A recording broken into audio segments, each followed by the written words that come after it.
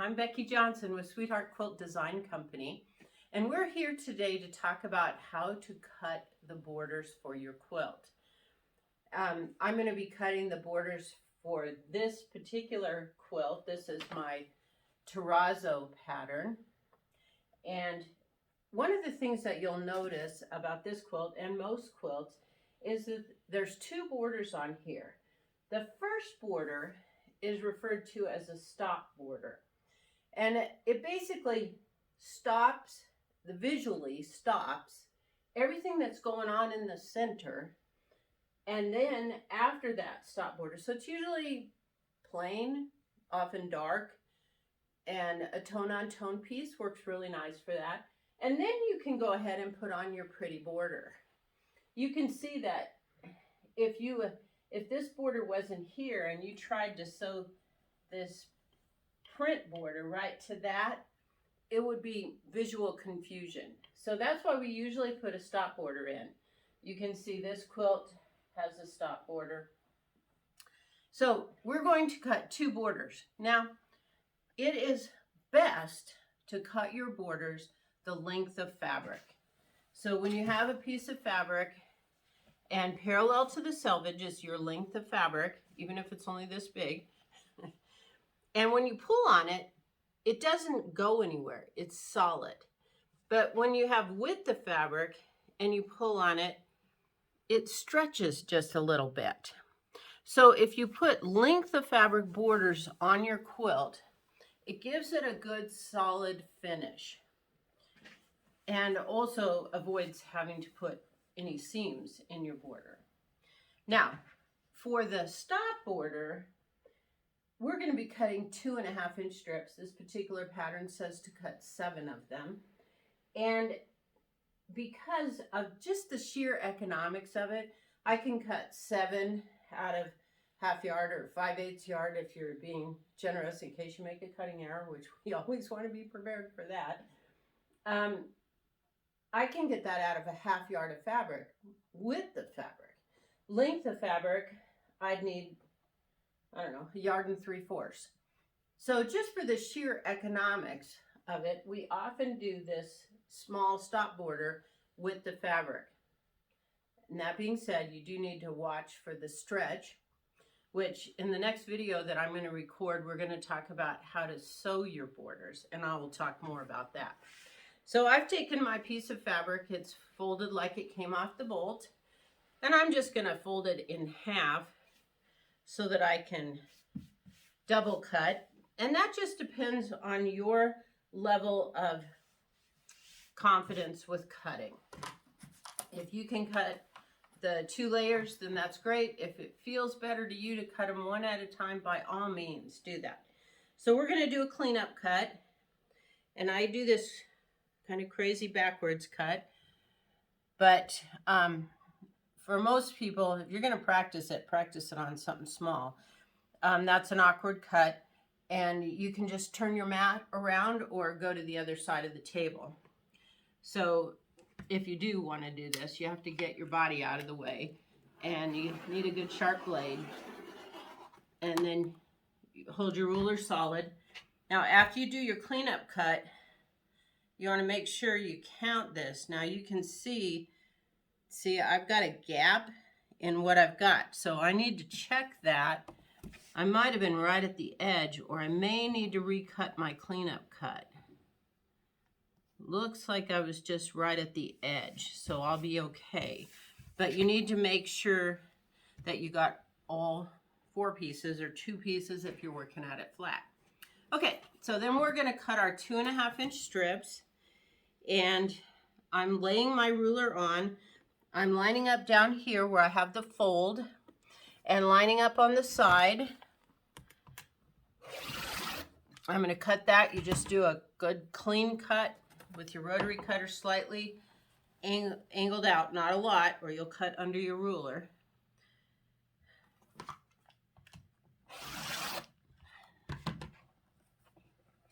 And I like this cutter because it closes automatically when you let go of it. These are sharper than your kitchen knives. They deserve much respect. You always want to make sure you close your cutter each time. So if the motion of going up and down like that is too much, then this is a great way to go. Okay, since I was cutting them 2 at a time, I've got 6 now. So I'm going to go ahead and lay that fabric back so I can cut my 7th one.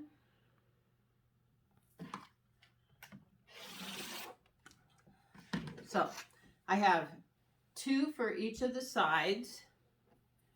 And so I'm going to line these up and trim my selvages off, because we don't want those selvage edges in the quilt.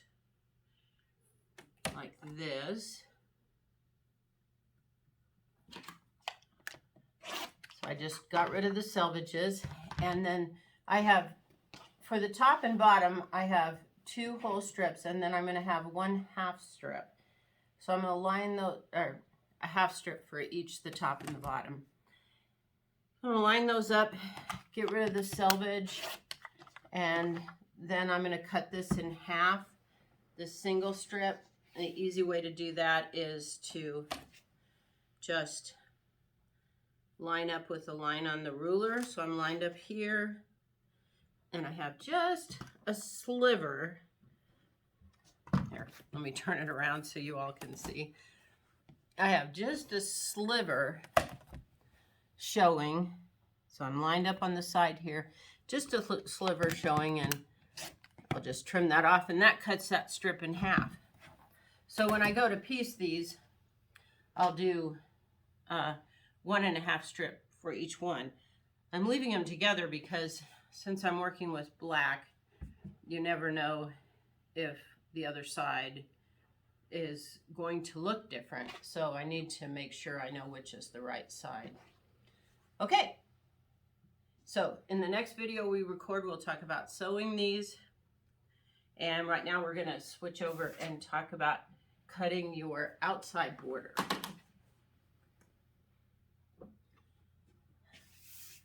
So the first thing you want to do when you do your outside border, I put on the side borders first, and then the top and bottom. And again, there's no magic to that. You can do it either way, but just the sheer economics of it. If you're putting on a border to here and the same on the bottom versus all the way to the ends, it just takes less fabric. So you're buying 3/8 of a yard less. I mean, do what the pattern says, but that's how it works out, that you end up needing less fabric in order when you put the sides on first, because they're normally longer, and then put the top on and the bottom. Okay, so you want to iron the bolt fold out. We're going to be cutting 6 1/2 inch borders, and the bolt fold will be in our way, and you can't cut straight across that when it's folded over and over. So what we're going to do is take, so I went from the way it was folded on the bolt, and I opened it up, and I'm folding it the other way. So I'm just working with one side of the selvage. You can see that I've got my selvage edges. You want to make sure that they're together nicely. And I'm going to do this. And then just lay them out flat.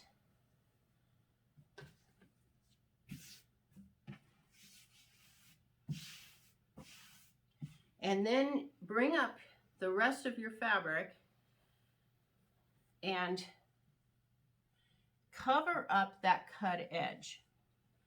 Right now we're not concerned about that cut edge. We're not concerned about doing the ends of the borders, and I will address that in the next video on how to sew your borders. So then what we want to do is we first got to cut these selvage edges off, but you want to lay your ruler on here so that it lines up at the top and the bottom, because you don't want to cut a crooked border. And I'm going to exaggerate this, but it helps you see. You wouldn't want to cut your borders like that, because then when you open them up, they'd have a big fold in them. And of course you would never cut them that badly, But if you cut them just a little bit off, they'll still have a bend, and you can't work with them. There's nothing you can do except cut them in half at the bend and re-sew them together straight. So you want to make sure that you're straight at the bottom. So I'm lined up down here with a line on my ruler, and then I'm going to check and make sure that I'm lined up. So I'm just a little bit past one of the markings, and I just check, and the whole way across, that's where I'm at. So if it's not lined up, then you can adjust your fabric minutely one way or the other, and hopefully that lines it up. If you just can't get it lined up, pick it up again and fold it again. And I've done that more times than you can imagine. You just didn't get something straight in the first place, so pick it up and start over and fold it.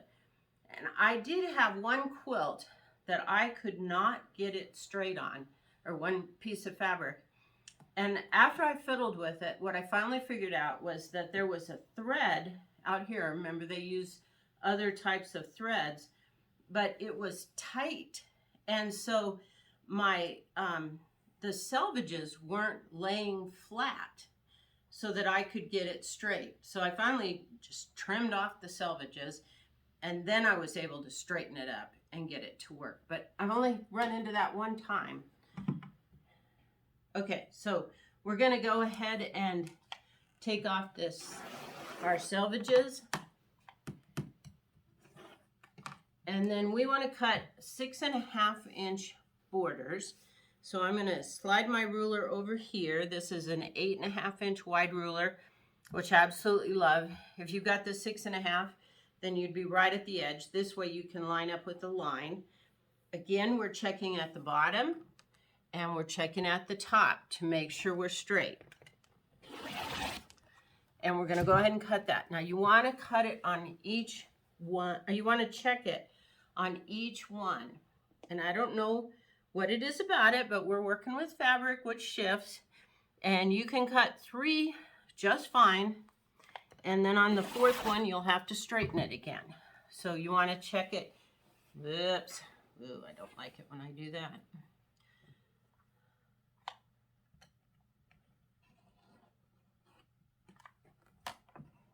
Yep, got it. Okay, so you want to check it each time.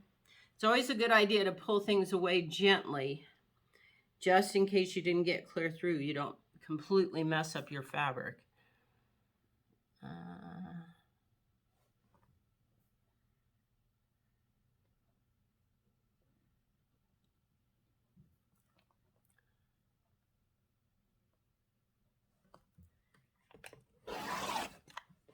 Okay, and one more, and we'll have our 4 borders. Yep, we got it.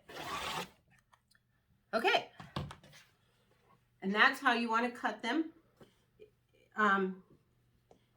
If you do have to cut them with the fabric because that's what the pattern planned for, and you don't have enough fabric, you'll have to put a seam in them. And you can put either a straight seam or a diagonal seam. Some people insist on a diagonal seam, but I have not been able to figure out a real reason for that. And I've seen a lot of messed up diagonal seams. I happen to think the straight seam is less noticeable, but you can do it either way. But if at all possible, do it length of fabric. All right, thank you very much, and stay tuned. We'll have a video coming up next on how to sew your borders. So be sure and like and subscribe us, and we'll see you soon.